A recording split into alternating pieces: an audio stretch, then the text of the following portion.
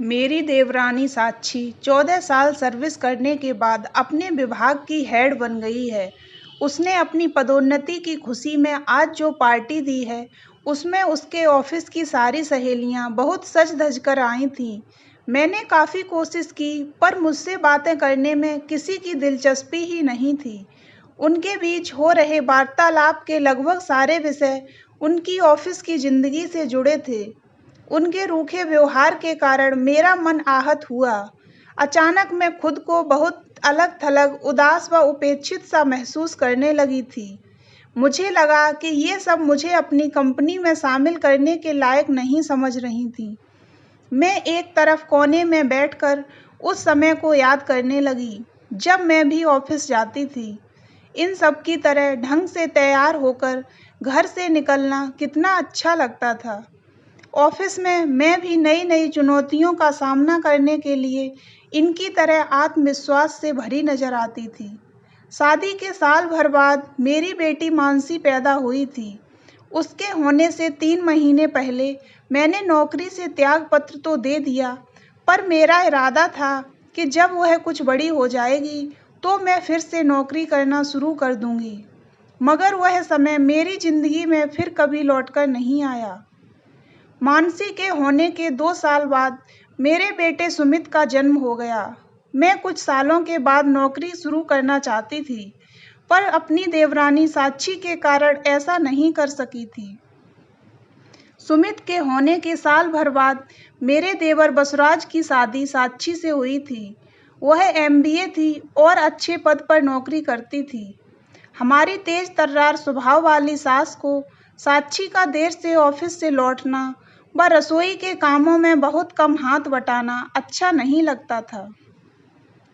इस कारण सासू माँ को उसे डांटने व अपमानित करने के मौके बड़े आसानी से रोज ही मिल जाते थे। ऐसा करके सासू माँ साक्षी को दबाना चाहती थीं, पर साक्षी दबने को तैयार नहीं थी। इस कारण घर का माहौल कुछ दिनों में ही इतना खराब हो गया कि साक्षी घर से अलग होने की सोचने लगी। साक्षी ने मुझसे एक शाम को साफ-साफ कह दिया, भाभी, मैं अगर नौकरी छोड़कर घर में बैठी तो पागल हो जाऊंगी। मेरे लिए अच्छा करियर बनाना बहुत महत्वपूर्ण है। एक दिन साक्षी को घर लौटने में रात के 11 बज गए, क्योंकि वह ऑफिस से ही अपने एक सहयोगी की शादी में शामिल होने चली गई थी। उस दिन घर में सासू माँ की बहन का पूरा परिवार भी डिनर के लिए आया हुआ था। साक्षी देवर जी की इजाज़त लेकर शादी के समारोह में शामिल होने गई थी, पर सासू माँ ने उसके देर से लौटने पर सब मेहमानों के सामने बहुत क्लेश किया था। साक्षी अपने कमरे में जाकर ऐसी बंद हुई कि किसी के बुलाने पर भी बाहर नहीं आई।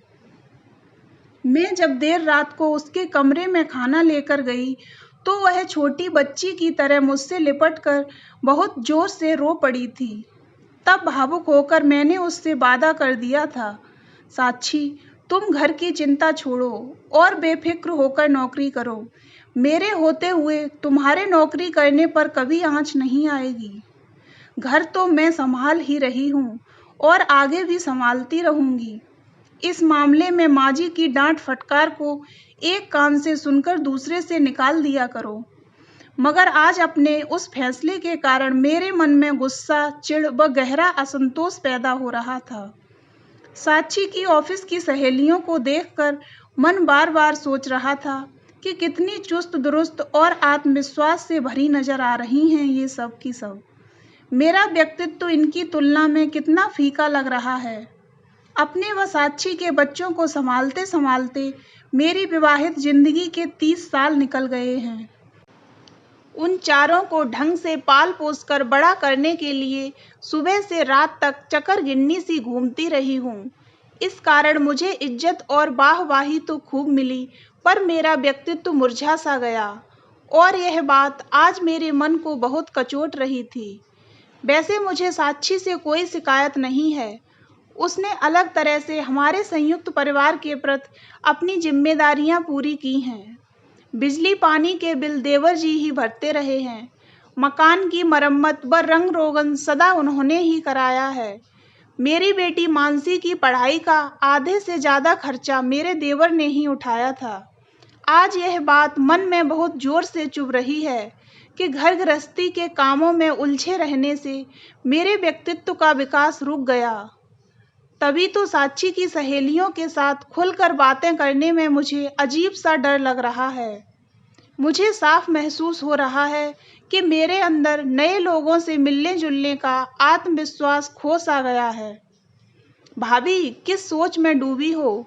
साक्षी ने अचानक पास आकर सवाल पूछा तो मैं चौंक गई। कुछ नहीं, न चाहते हुए भी मेरा स्वर उदास हो गया। फिर भी जो मन में चल रहा है मुझे बताओ ना। वह मेरा हाथ थामकर बड़े अपनेपन से मुस्कुराई। मैं सोच रही थी कि तुम्हारी इन स्मार्ट सुंदर सहेलियों के सामने मेरा व्यक्तित्व कितना बौना और बेजान नजर आ रहा है। आज महसूस कर रही हूँ कि मुझे हमेशा के लिए नौकरी नहीं छोड़नी चाहिए थी। अपने मन की पीड़ा को मैंने उसे बता ही दिया। भाभी, अगर आप नौकरी नहीं छोड़ती तो आज यह प्रमोशन पार्टी नहीं हो रही होती। आपने घर की जिम्मेदारियां संभाली तो ही मैं पूरी लगन व मेहनत से ऑफिस में काम कर तरक्की के इतने ऊंचे मुकाम तक पहुंच पाई हूं। यह जवाब देकर साक्षी ने मेरा मूड ठीक करने का प्रयास किया। मैंने साक्षी की बात का कोई जवाब नहीं दिया, पर मेरी आंखों से एकाएक आंसू बहने लगे थे। साक्षी ने पहले अपने रूमाल से मेरे आंसू पोंछे और फिर अचानक तालियां बजाकर सब मेहमानों का ध्यान अपनी तरफ आकर्षित करने लगी। साक्षी, यह क्या कर रही हो? मेरा तमाशा न बनाना प्लीज। मैंने उसे रोकने की कोशिश की, पर उसने तालियां बजाना जारी रखते हुए खुद और मुझे सारे मेहमानों की नज़रों का केंद्र बिंदु बना ही दिया। जब सबका ध्यान हमारी तरफ हो गया तो उसने ऊंची आवाज में बोलना शुरू किया। मैं आप सबको एक खास इंसान से परिचय कराना चाहती हूँ। मुझे प्रमोशन दिलाने में मेरी लगन और मेहनत के साथ साथ इस इंसान का सहयोग भी बहुत महत्वपूर्ण रहा है। आप सबको लग रहा होगा कि अब मैं अपने जीवन साथी का गुणगान करूँगी, तो मैं वैसा कुछ नहीं करने जा रही हूँ। वे तो उल्टा हमेशा मुझे डांटते थे कि मैं अपनी कमाई का घमंड न करूं, और आए दिन नौकरी छुड़वा देने की धमकी भी देते रहते थे। साक्षी के इस मजाक पर जब मेहमानों का हंसना रुक गया तो वो आगे बोली, आज मेरा बेटा मोहित 10वीं कक्षा में है और बेटी तान्या 12वीं कक्षा में। दोनों हमेशा फर्स्ट आते हैं। आज मैं हर तरह से खुशी और संतुष्ट हूँ। क्या आप सब जानना चाहेंगे कि मेरी व मेरे बच्चों की सफलता व खुशियों के लिए सबसे महत्वपूर्ण योगदान किसका है? कहा जाता है कि हर पुरुष की सफलता के पीछे किसी स्त्री का हाथ होता है। मेरे जीवन को अपार खुशियों से भरने में भी एक स्त्री का हाथ है, और वह है बहुत सीधी सादी व सबके सुख दुख बांटने वाली मेरी ये सीमा भाभी। मैं चाहती हूँ कि आप सब इनका एक बार जोर से तालियां बजाकर स्वागत करें। सभी मेहमानों ने बड़े जोर शोर से तालियां बजाकर मेरा अभिनंदन किया।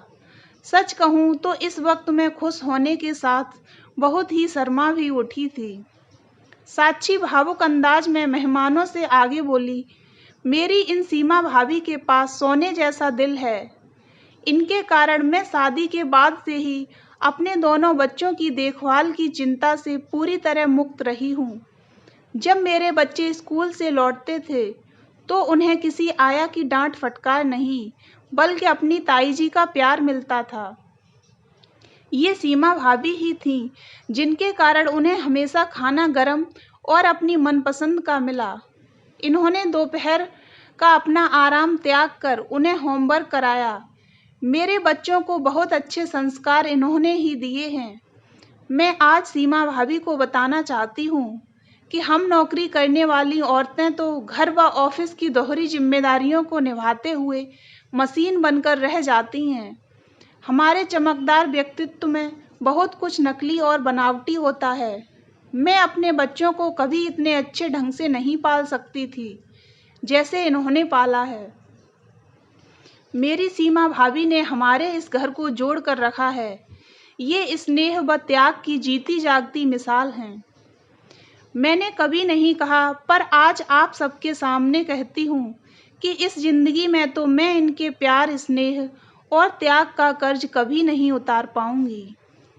पर मैं जो कर रही हूँ, उसकी प्लानिंग मैंने और बसु ने कई महीनों से कर रखी थी। हमने गोमती नगर के एक कमर्शियल कॉम्प्लेक्स में एक दुकान खरीदी है, जिसमें भाभी के बनाए और डिजाइन किए कपड़े बिकेंगे। यह हमारी ओर से एहसानों का बदला नहीं है, प्यार का मान है।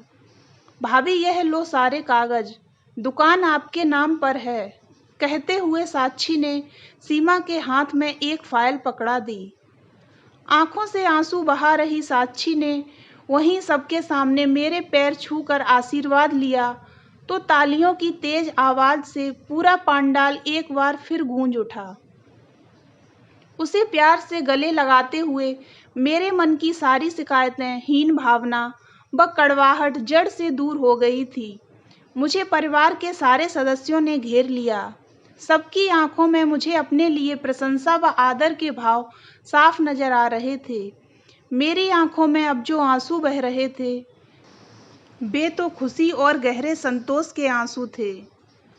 तो दोस्तों, अगर आपको ये कहानी अच्छी लगी हो तो वीडियो को लाइक करें और ऐसी ही अन्य कहानियों के लिए हमारे चैनल को सब्सक्राइब अवश्य करें।